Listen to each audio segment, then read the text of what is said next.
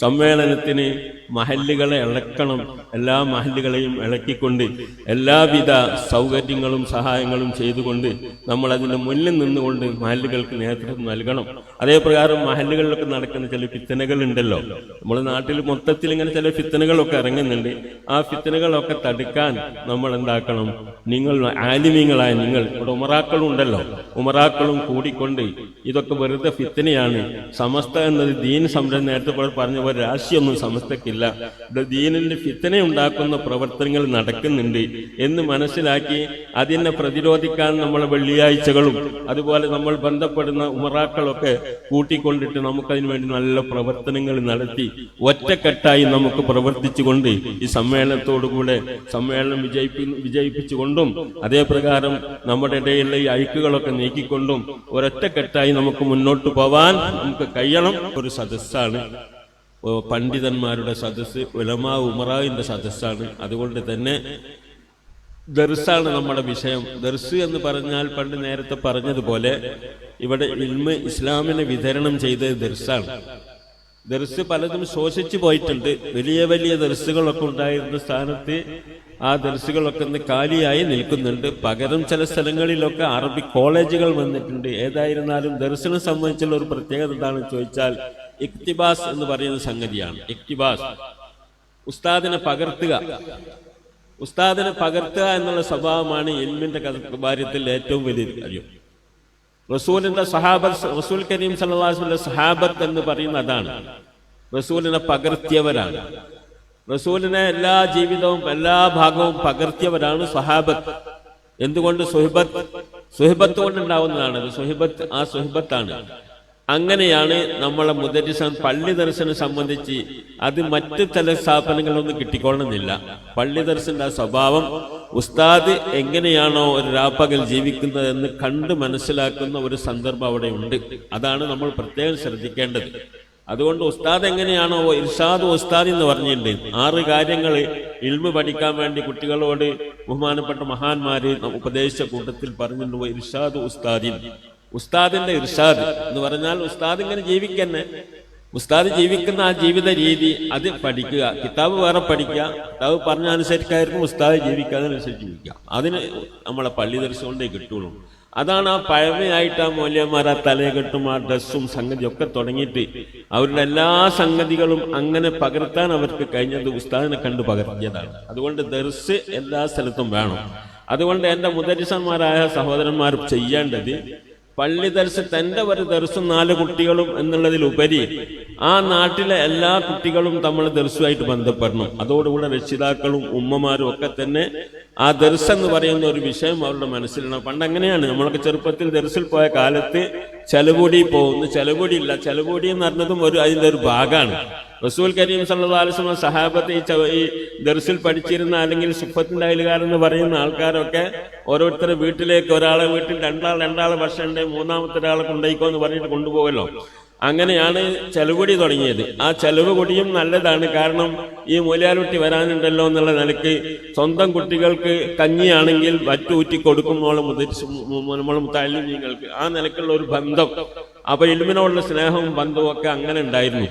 അതൊക്കെ നിലനിർത്തുന്നത് നല്ലതാണ്. പക്ഷെ ഇന്നിപ്പം വീടുകളൊക്കെ പിന്നെ ഇവിടെ ഇതിലേക്കാണ് പോണത്. ഹോട്ടലിലും മറ്റുള്ള ലഘു ഭക്ഷണങ്ങളൊക്കെ വാങ്ങിയിട്ട് കഴിക്കുന്നതാണ് പലയിടത്തും. വീട്ടിൽ ആളുണ്ടാവില്ല, അങ്ങനെയൊക്കെ പ്രശ്നങ്ങൾ ഉണ്ടാവും. അതുകൊണ്ട് ക്യാൻറ്റീനാണ് ക്യാൻറ്റീൻ. ഏതായിരുന്നാലും ആ ക്യാൻറ്റീനും ഭക്ഷണമൊക്കെ തരുന്നത് ആ നാട്ടുകാരായ ആൾക്കാർ തന്നെയാണ്. ആ ബന്ധം നിലനിൽക്കണം, അതാണ് പറയാനുള്ളത്. അത് ദർസ് ഉണ്ടാക്കണം.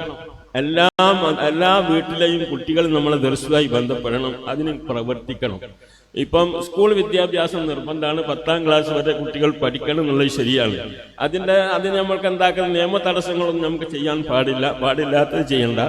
എന്നാലും ആ കുട്ടികളെയൊക്കെ രാത്രി ദർശെങ്കിലൊക്കെ ഉണ്ടാക്കിക്കൊണ്ട് നമ്മളെ ആ ദർശന്റെ ഭാഗമാക്കി കൊണ്ടുപോകണം. ഇത് നമ്മൾ ശ്രദ്ധിക്കുന്നത് നല്ലതായിരിക്കും. അതേ പ്രകാരം ദർസ് നഷ്ടപ്പെട്ട സ്ഥലത്ത് വഖഫ് സ്വത്തുക്കളുണ്ട്, എന്നാലും അത് പാഴായിക്കൊണ്ടിരിക്കുകയാണ്. അവിടെയും ദർസുണ്ടാക്കാൻ ഈ മുദരിസിന്റെ കൂട്ടായ്മയുണ്ടല്ലോ, ഈ കൂട്ടായ്മക്ക് പലതും പ്രവർത്തിക്കുക. അതിന്റെ ഒരു പ്രവൃത്തി ഒന്ന് അതാണ്, ദർസില്ലാത്തോടത്ത് ദർസ് ഉണ്ടാക്കുക എന്നുള്ളത്. അതും വളരെ ശ്രദ്ധിക്കേണ്ട ഒരു കാര്യമാണ്. ഞാനും എൻ്റെ 10 കുട്ടികളായിട്ടുള്ള ദർസ് ഇവിടുന്ന് പിന്നെ അങ്ങോട്ട് പോയിട്ട് അവരെത്തി നടത്തുക, ഈ ഒരു സമ്പ്രദായത്തിലുപരി ദർസുകൾ നിലനിർത്താൻ വേണ്ടിയും ഇല്ലാത്തടത്ത് ദർസ് ഉണ്ടാക്കാനും വേണ്ടിയിട്ടും കൂട്ടായിട്ടുള്ള പ്രവർത്തനങ്ങൾ നടത്തണം എന്നുള്ളതാണ്. അതോടുകൂടെ നമ്മളെ കുട്ടികൾ, നമ്മുടെ ദർസിൽ പഠിക്കുന്ന കുട്ടികളാരും വഴിവഴിച്ച് പോകരുത്. ഒന്നാമത് ഞാൻ പറയുന്നത് അഖീദയാണ്. നമ്മുടെ അഖീദയിൽ നിന്ന് മാറിപ്പോകാൻ പാടില്ല. നമ്മുടെ അഖീദ എന്ന് പറഞ്ഞാൽ അറിയാലോ, മലയാളം പറഞ്ഞാൽ സമസ്തന്റെ പുറത്തേക്ക് നമ്മളെ കുട്ടികൾ പോകാൻ പാടില്ല. നമ്മളത് ഉൾക്കൊണ്ടുകൊണ്ട് കുട്ടികൾക്ക് അത് ധരിപ്പിക്കണം. അതേ പ്രകാരം നമ്മളുടെ ഇടയിൽ വിവാദങ്ങളായിരിക്കുന്ന വിഷയങ്ങളൊക്കെ അവർക്കൊക്കെ അതിന് നല്ലതായ വിഷയങ്ങൾ അവരുടെ മനസ്സിൽ അങ്കുരിപ്പിക്കാൻ വേണ്ട ക്ലാസ്സുകളും പഠന ക്ലാസ്സുകളും അതിനുള്ള വേദികളൊക്കെ ഒരുക്കണം. എന്നിട്ട് അഖീദ ഉറപ്പിച്ച് സമസ്തയുടെ കൂടെ നമ്മളെ കുട്ടികളൊക്കെ നിർത്താനുള്ള പ്രോഗ്രാമുകൾ നമ്മുടെ ദർസുകളിൽ ഉണ്ടാകണം. ഇതാണ് കാര്യമായിട്ട് ശ്രദ്ധിക്കേണ്ടത്. അതൊക്കെ നമ്മൾ ഇർഷാദ് ഉസ്താദിന്റെ ഭാഗമാണ്. ഇത്രയാണ് എനിക്ക് പറയാനുള്ളത്. മറ്റൊരു കാര്യം പറയാനുള്ളത്, പിന്നെ സർക്കാരിന്റെ മദ്രസാധ്യാപക ക്ഷേമനിധി ബോർഡ് എന്ന് പറഞ്ഞൊരു ബോർഡുണ്ട്. അതിൽ മെമ്പറും കൂടിയാണ് ഞാൻ. അത് എന്താണെന്ന് ചോദിച്ചാൽ, ദീനീ മേഖലയിൽ പ്രവർത്തിക്കുന്ന എല്ലാവർക്കും അതിൽ അംഗമാവാം.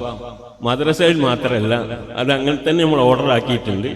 അതിൽ മുദരിസുമാർക്കും അതിൽ പങ്കാളിയാവാം, കോളേജ് അധ്യാപകന്മാർക്കും പങ്കാളിയാവാം, സർക്കാർ പെൻഷൻ പറ്റാത്ത ആൾക്കാർക്കൊക്കെ എന്താക്കാം അതിൽ പങ്കാളിയാവുന്ന മേഖലയിൽ നിങ്ങളൊക്കെ അതിൽ പങ്കാളിയായാൽ പലിശരഹിത സഹായങ്ങളാണ്. ആദ്യത്തിൽ പലിശൻ്റെതായിരുന്നു. ആ പലിശ ഇല്ലാത്ത സഹായങ്ങൾ പലതുണ്ട്. ഒരു വീട് വെക്കുകയാണെങ്കിൽ അതിന് അപേക്ഷ കൊടുത്താൽ 5 ലക്ഷം പലിശയില്ലാത്ത കടം കിട്ടും. ദീർഘകാലത്തെ അടവിൽ കൊണ്ട് തീർക്കാൻ പറ്റുന്നതാണ്. അതുപോലെ നമുക്ക് സുഖമില്ലാതായാൽ കുട്ടികളെ കെട്ടിക്കാൻ, സ്വന്തം കെട്ടാൻ, ഇതിനൊക്കെ എന്താണ് സഹായങ്ങൾ, പല സഹായങ്ങളും കിട്ടുന്ന സർക്കാർ തലത്തിൽ നമുക്ക് അനുവദിച്ച ഒരു കാര്യമാണ്. അതുകൊണ്ട് നിങ്ങളൊക്കെ അതിൽ അംഗമായാൽ നല്ലതാണ്. നമ്മളൊക്കെ വിഷമങ്ങളുള്ളവരുമാണ്. അതോടുകൂടെ സർക്കാരിന്റെ സഹായം വാങ്ങുന്നതിന് തെറ്റില്ലാത്തതുമാണ് എന്ന നിലയ്ക്ക് എല്ലാവരും അതിൽ അംഗമാകുന്നത് നന്നായിരിക്കും എന്ന് അഭ്യർത്ഥിക്കുകയാണ്. അതേ പ്രകാരം നമ്മളെ സംബന്ധിച്ചിടത്തോളം നമ്മുടെ ഈ ഒരു സമ്മേളനം നമ്മുടെ മുമ്പിലുണ്ടല്ലോ. ആ സമ്മേളനത്തോടനുബന്ധിച്ച് തന്നെയാണ് നമ്മളിവിടെ കൂടിയിട്ടുള്ളതും.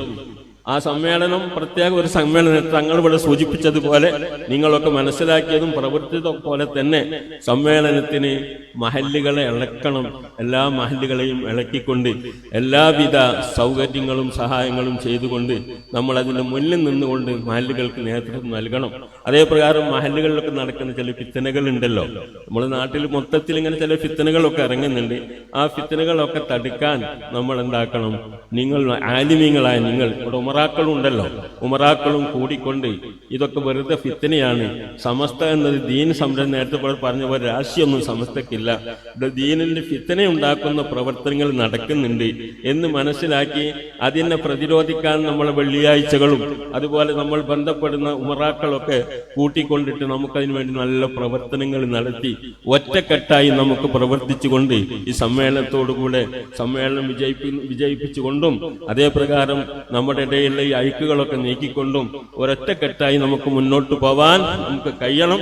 അതിന് മുദരിസുമാരെന്ന നിലയ്ക്ക് നിങ്ങൾക്ക് മഹല്ലത്തിലുള്ള ശക്തി നിങ്ങൾ എന്താക്കണം, ഉപയോഗപ്പെടുത്തണം എന്ന് മാത്രം പറഞ്ഞുകൊണ്ട് അർഹമുർ റഹീമായ തമ്പുരാൻ നമ്മുടെ ഖിദ്മത്തുകളൊക്കെ കബൂൽ ചെയ്യുമാറാവട്ടെ. ദീനിനെ അതുപോലെ തന്നെ സമസ്തക്ക് നമ്മുടെ അഖീദ നിലനിർത്തുന്നതിനും ശക്തിപ്പെടുത്തുന്നതിനും വേണ്ടി മരണം വരെ പ്രവർത്തിക്കാൻ അർഹമുർ റഹീമായ തമ്പുരാൻ തൗഫീഖ് ചെയ്യുമാറാവട്ടെ. അസ്സലാമു അലൈക്കും വറഹ്മത്തുള്ളാഹി.